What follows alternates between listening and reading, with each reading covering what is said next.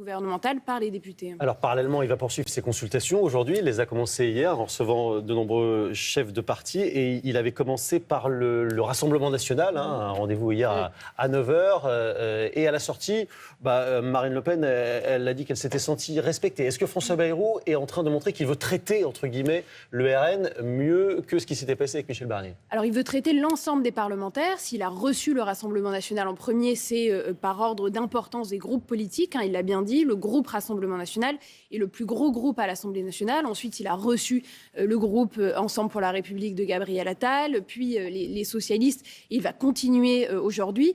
Donc lui, sa volonté, c'est vraiment de traiter l'ensemble des groupes parlementaires, effectivement pour éviter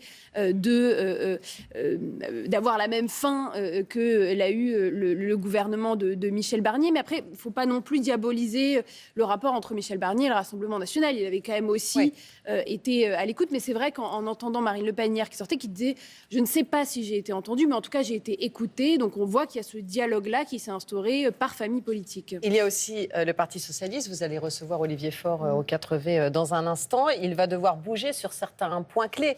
Les retraites notamment ou l'ISF. Alors effectivement, il y a un certain nombre de conditions qui ont été posées par le Parti socialiste pour faire ce qu'on appelle un accord de non-censure. Qu'est-ce que c'est ? C'est pas réunir une large coalition de projets, d'idéologies autour de François Bayrou, mais au moins s'assurer que vous aurez une majorité de députés qui ne voteront pas la censure contre vous. Et parmi les conditions posées par le Parti socialiste, il y a effectivement la suspension de la réforme des retraites et l'organisation d'une large conférence de financement, notamment avec les partenaires sociaux, ce qui est quand même une petite évolution, parce qu'avant on était sur la ligne de l'abrogation pure et simple.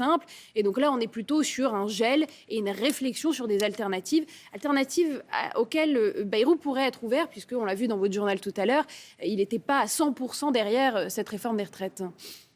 Merci beaucoup, Blanche Léridon, d'avoir répondu à nos questions. Je rappelle que vous êtes directrice éditoriale à l'Institut Montaigne. Merci. Et Olivier Faure, donc tout à l'heure. Merci beaucoup. Allez, on remonte le temps maintenant. Mathilde Terrier est à vos côtés. On va remonter au 17 décembre 1963. Vous nous emmenez à Nice ce matin, Mathilde, parce que là-bas, en 63, on formait les passants à devenir de bons piétons. Oui, ça paraît simple de traverser le trottoir, mais non.